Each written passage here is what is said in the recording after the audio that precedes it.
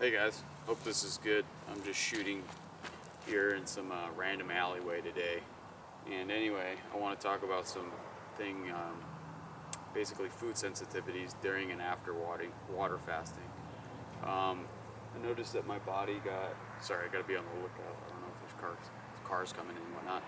But basically what I noticed was, in having, your body not have anything for, in my case, 13 days, or really about 11. But I noticed that my body became a lot more sensitive to stuff.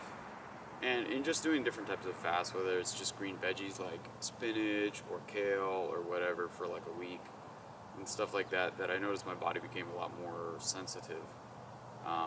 And there's a lot of reasons for that, physiological and probably like spiritual and emotional and the whole thing. But basically, anyway, what I'm trying to say is that like you get a lot more sensitive to stuff. And what I noticed was that I would get a lot of sensitivities to things. Like one thing I had a sensitivity to was like chicken. Weirdly enough, it was probably like some of the antibiotics or hormones or something in the chicken. I don't know, but like I noticed I would get a sensitivity to chicken, or at least the white meat.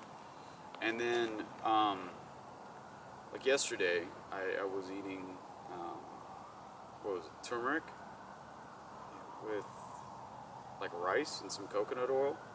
And that was really interesting because actually I felt okay eating, well, I kind of felt like shit eating that, but like the turmeric kind of like gave me some pain in my hip, which I've been having since I was like 16 or 18 or something.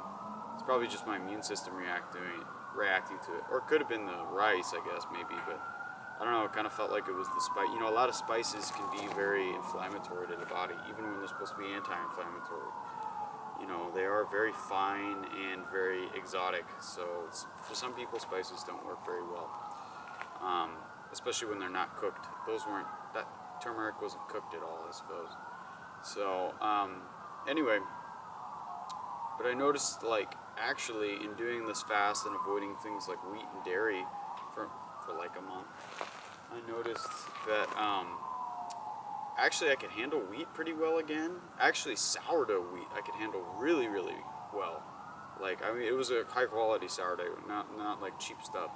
But like I could handle that very well, which makes sense considering that sourdough takes out a lot of the phytates and things like that, and the phytic acid from the bread, which is so injurious to our health. And so anyway, I was kind of thinking like that, yeah, like maybe it's something to do with that. Oh, the sun just went down. Whoops. Hope the lighting's still good. So it cut that off and made that better, or a very minimal reaction, whereas normally I get more of a reaction.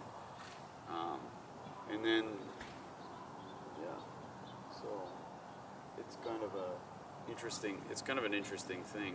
So apart from that, what else? Yeah, dairy.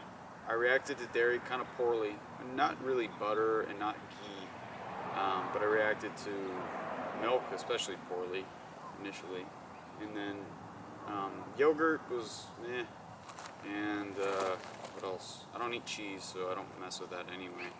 But I think milk and yogurt are something I should avoid, just for my particular case. But I noticed my sensitivities kind of healed up a lot after that. But as I've kind of eaten a more normal diet recently, a lot of them have kind of come back, and I think a lot of it's just overdoing it. A lot of it too is like I'm 29, not 19. It takes longer to heal, although I still have a pretty fast recovery, but with something where I've probably been systemically inflaming my body with foods for years and years and years, this is probably going to take a minute. And so that's fine. So anyway, yeah, that's some of my thoughts on food sensitivities and yeah. Oh, one of the biggest things though, before I wrap this up, one of the biggest things is eating a lot of carbohydrates. And I have a problem with probably like fungus issues or something in my body, which thrive on carbs.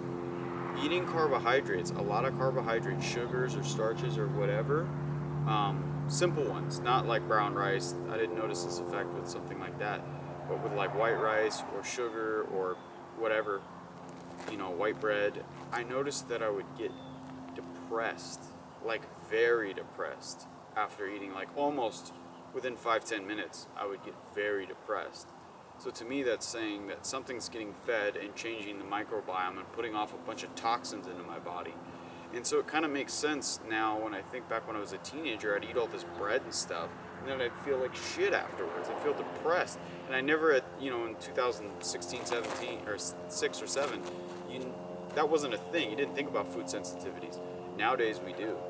And now I think, a lot of my depression when I was a teenager was probably caused by inflammation in my gut due to the foods I was eating, which was incompatible, or at least caused incompatible, or kind of incompatible because of the fungal infection. It's kind of chicken or the egg. Did the fungus infection cause all the food sensitivities, or is my body just really sensitive, which led to food sensitivities, and also I got a fungal infection?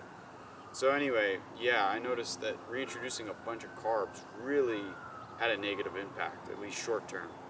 After a few hours it goes away, hour or two it goes away, but yeah, it's terrible, man. So I've kind of been sticking to a plant-based, meat-based diet, I suppose, trying to keep it clean and organic. So anyway, that's just some of my experiences. So yeah, enjoy your evening.